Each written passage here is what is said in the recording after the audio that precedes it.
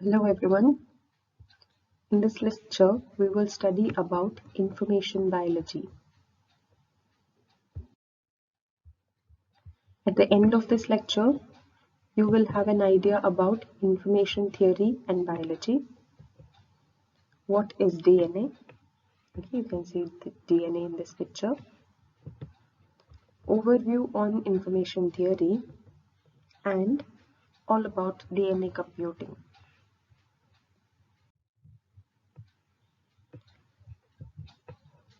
Your biological cells. You know that your body is made up of cells. They are a smallest entity in your body, and each cell it functions like a machine. Since it is very smaller in size, they can be called as nano machines because they are that small. And in each of these cells you have genetic information that is stored in the nucleus in the form of nucleic acids, that is DNA, which gets converted to RNA, and then this RNA will be expressed to produce proteins, which helps in the synthesis of cellular compounds. So in each of this biological cell, your genetic information is stored. And it also helps, the genetic information which is present, it also results in processing information, exchange of information between your cell, that is your biological cell, and its surrounding. You have already studied about membrane proteins which are present in the cell membrane of a cell, which results in influx and efflux of ions. That is an example.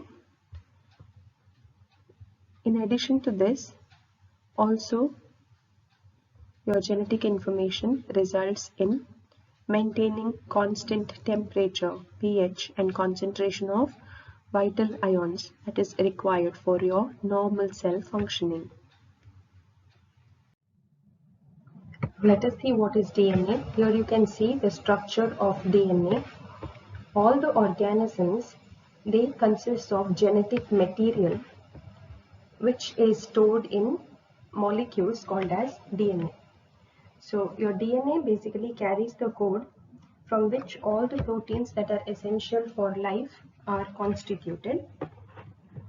And it is basically a double-stranded helix. You can see that it is a double strand, that is, it has got two strands with certain pairings in between, and it is helical in shape, and it is made up of longer polymers.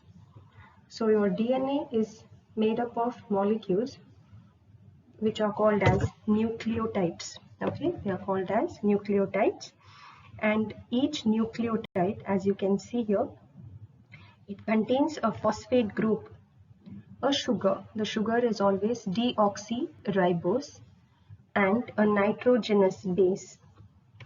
There are 4 types of nitrogenous bases, that is adenine and guanine, which belong to the group purines, and there are another 2 pyrimidines, which are cytosine and thymine.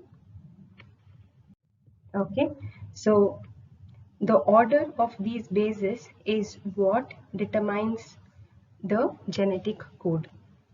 So now let us study the double helix shape of DNA. So like we saw in the previous slide, you have 2 strands of DNA that are anti-parallel to each other. So one strand runs in the opposite direction.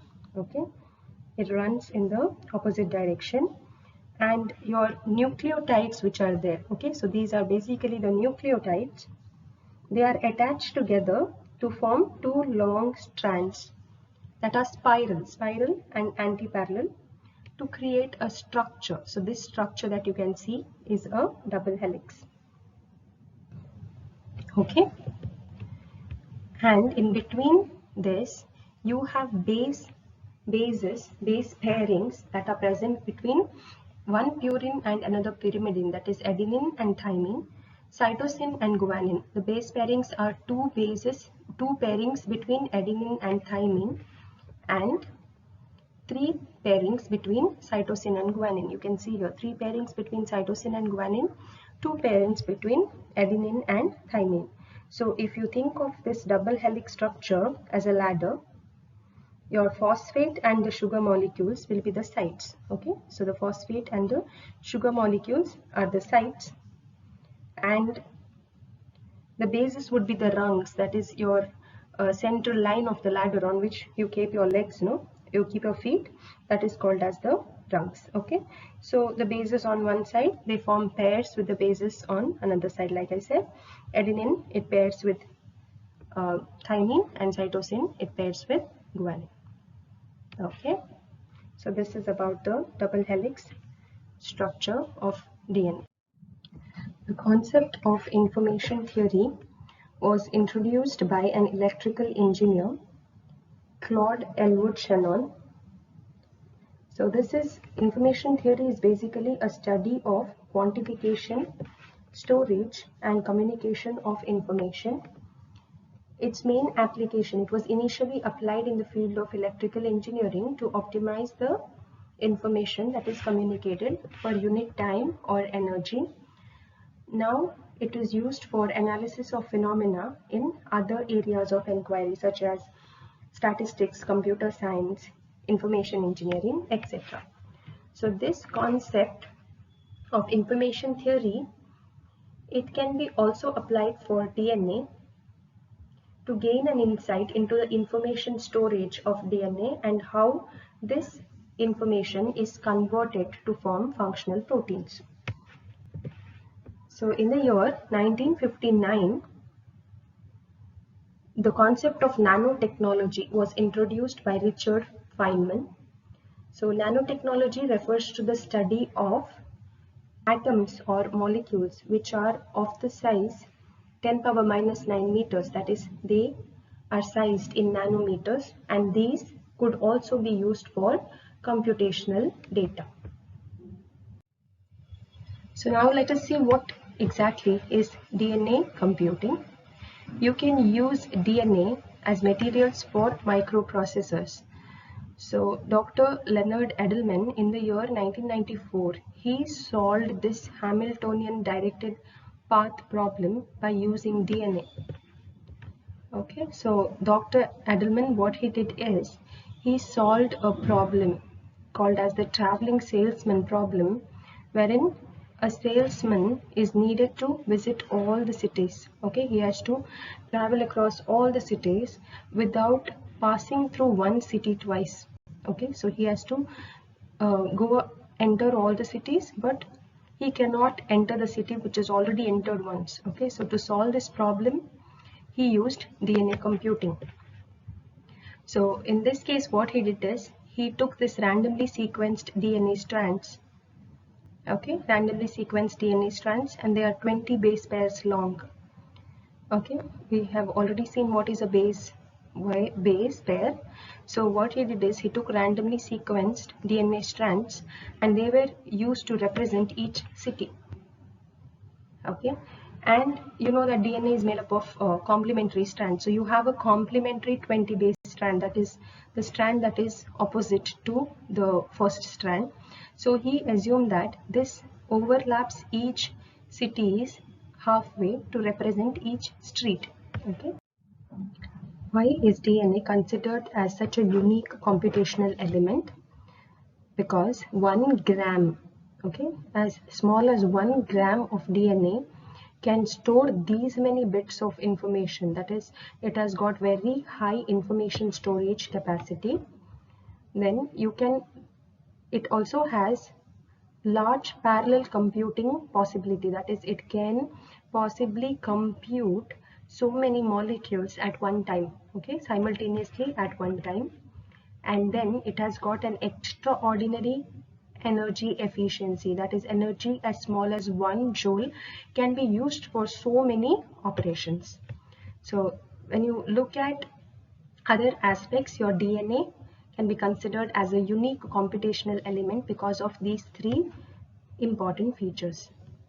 But there are some problems, okay, such as you have these basic operations, right, such as AND, OR, NOT, NOR in CPU, that is not there in DNA, but you have other aspects such as cutting the DNA, linking one part of DNA to another, pasting one part of DNA from one place to another, and you can also amplify the DNA. Amplify is you can multiply or make multiple copies of DNA by using a process called as PCR. Okay, so polymerase chain reaction, that is you can make multiple copies of DNA in a small amount of time. And you have this concept of complementarity, that is you have sequences that are anti-parallel in nature and they are complementary to each other, so that makes this DNA unique. Okay, so there are certain, even if there are so many advantages, there are some limitations which exist now, which makes the process of DNA computing slightly complicated, such as it is not competitive and you cannot use it nicely on electronic computers, and the laboratory procedures which involve DNA are time consuming. And sometimes what happens is when you have this pairing of DNA strands, when you make them, there are chances of errors. And there is no single or universal method of representation of this data. Okay, then you have multiple hidden factors that affect the time and complexity of DNA algorithms, because you have large number of test tubes that have to be used in one single operation, and then you have there is no realistic assessment of how the reactant concentration scale with problem size. That is, in lab scale, whatever you do, it is difficult for the same thing to work when you size it up. Okay, and your DNA is in vitro. Okay, that is when it is used in the lab, it decays through time, that is it gets spoiled or denatured with respect to time. So the laboratory procedures which are time consuming, they should not take too much time. Okay, so this is about the limitations of DNA computing, but these can be overcome because when technology becomes more refined, more efficient algorithms which can run on the state-of-the-art computer can be discovered, and the DNA manipulation has improved in the recent years, so many more advances will make the computers more efficient.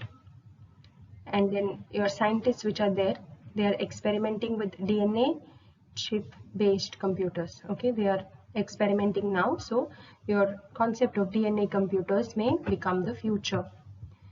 So your DNA computers, they cannot be used for aspects such as word processing, emailing, and gaming. Instead, they can be used in the areas of encryption, different language systems, genetic programming, etc. Okay, so they have better applicability in these areas. With this, we have reached the end of information biology and DNA computing. Thank you.